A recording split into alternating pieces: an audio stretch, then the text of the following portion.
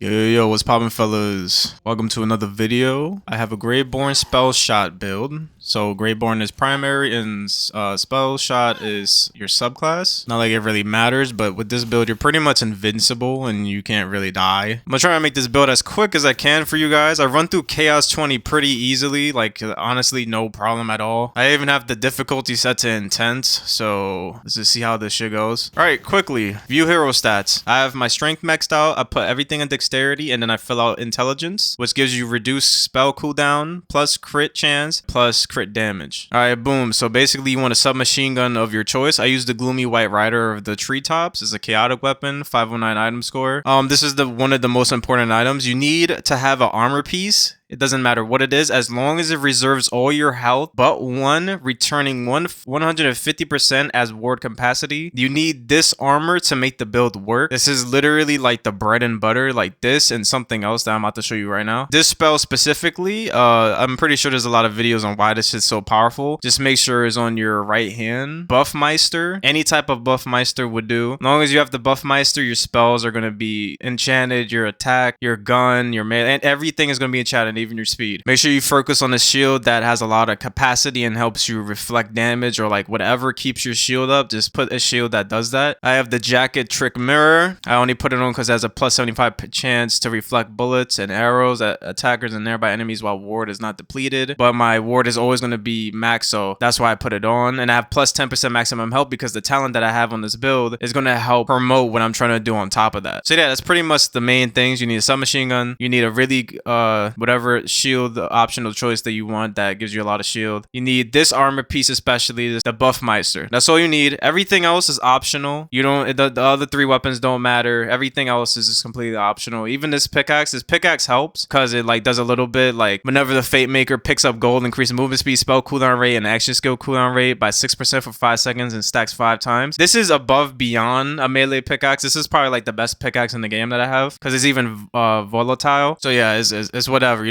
don't really need it because I use this build even without this. Oh yeah, I forgot to mention the spell on the left side has to be a jacket concentrated magic barrage. This is another bread and butter spell that you need. Like literally these bottom three you need. Something similar to these. Buffmeister, the armor that reserves 1 health, and I would recommend a submachine gun, but you can use whatever you want. This has to, you will notice it if it says plus 1220%. It's one of those. There's also another spell that I think you could do. Oh wait, no, I'm retarded. The same thing. But there is another one. Whatever says 1200 spell damage, something ridiculous like that, plus 400 spell critical chance. The jacket stuff are overpowered, so you could always have that on your left hand. As in for skills, you want Emma Hextress. You want to have 5 out of 5 for Essence Drain. Spell cooldown rate is plus 25%. Faithful Thralls, this increases your companion because this is part companion build. You need your companion because he's going to be redirecting a lot of the damage you take with your ward. I also buff the companion's damage. I only do this because none of this stuff is really useful when you need to get to the next row. So the reason I put everything mostly in companion because I'm also going to get the Dark Hydras that I max out, and that's also going to be part of my companion damage, I believe. I'm going to get Dread Covenant. I'm going to max out Ascension. I put 1 point in Stain of Soul because I need something to go down to the next tier, of course, so I just put it in there. It doesn't really matter. You can put in anything else here if you want, but this is the most useless one because you won't have health in this build. So using a spell and regenerating health is completely useless. We're just trying to maximize spell damage and gun damage. All right, we're going to put 1 in Punishment, make our companions even more stronger, our Demi-Lich. And this is the point that is really important. Lore of Edges. The Fate Maker gains increased damage dealt and damage reduction the lower his health. So because we have that piece of armor, we're always going to be on 1 health. So we're going to get a ridiculous amount of damage reduction, and it's going to increase our damage dealt by a lot. We're going to max out Blast Gas because just for damage, and this is what we want. We want casting a spell automatically activates all of the Fate Maker's kill skills. And that's pretty much it for GRAVEBORN, and now we're going to switch over to SPELLSHOT. We're going to get Spell Sniper, spell critical hit chance, plus 60%. You're going to go down, go to Font of Mana. Spell cooldown rate and action skill cooldown rate are increased. Action skill doesn't really matter because you're not going to have one. Go to Mage Armor, and now this is how you're going to regenerate your ward because Mage Armor helps with Glass Canyon. So now the Fate Maker no longer recharges his ward, but he gains drastic increased spell damage. So this is going to help your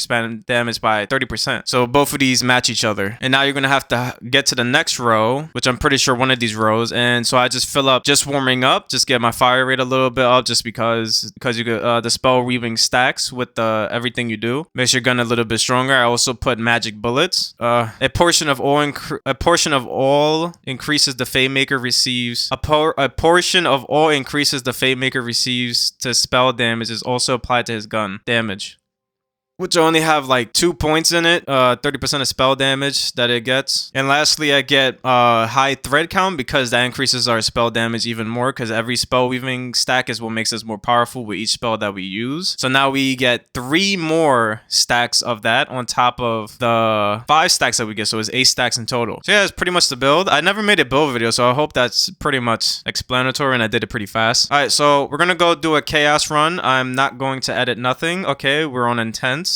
And I'm going to do a normal run, chaos level 20, and I'm gonna go in here and boom.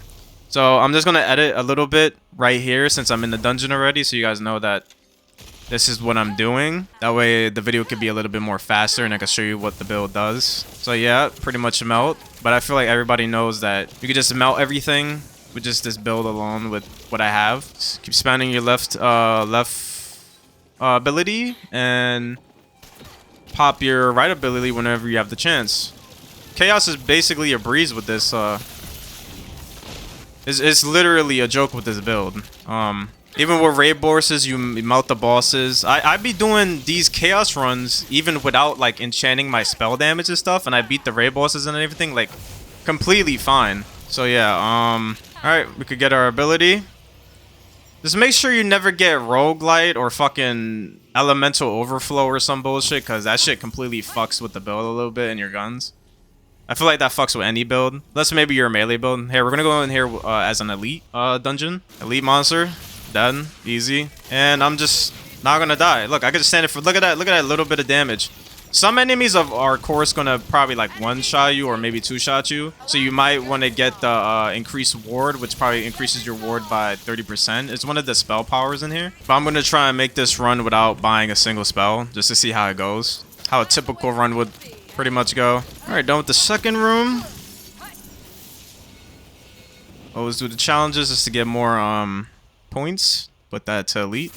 Every room's gonna be elite. Should have probably made this video a bit earlier, because I've had this build for like 2 days, but I didn't want to make the build video. I don't know why. I don't know. I never made a build video before, so struggling to find these enemies. Like, they're not spawning for some reason. Make sure you stay away from those electric barrels. Those things output so much damage. It's not even this build could stop it from dying. Pretty sure there's a way to build upon this build even further, but I just haven't found it. Or maybe this is the maximum capacity the build can be. Sometimes I'd be wondering if I'm even in fucking Chaos 20. Like, this shit is crazy. Look at this. Look at all these gems. I'm gonna get some Frozen Vengeance in here.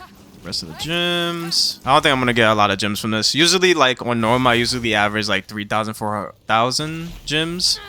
So about like 5 rolls. Anarchy and stuff is nice because it increases your gun damage. Not buying nothing. Just gonna freelance it. Pretty over buffed as it is. Anyways, if you play with a Clawbringer, I don't know what it is, but when you play with Clawbringers, for some reason, they buff you up like insanely. Like, I don't know what it is, but you output way more damage with a Clawbringer in your party, and you're literally invincible. So if you have a friend that's a Clawbringer, make sure you put him in your party, because I don't know what they be doing. I almost died there. I'm being so reckless right now. Like, I'm just carelessly running around. Put some spell... Oh, fuck! I put spells damage on. I'm such an idiot. What am I doing? Alright, let me try and, like, concentrate to not put no fucking spells on my shit. Yeah, this is insane damage for Chaos level 20. Should be pretty close to, final boss. Have to destroy a Dragon Lord statue. Let's see how long this takes. Wait for abilities to come up. One burst of your ability. These dragon statues are so tough. Alright, let's go break it up. Get all this fucking shit. And, oh, we're finally on the boss. What's boss we got? We got, oh,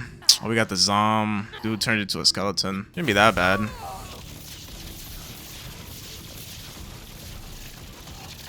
Completely hit him.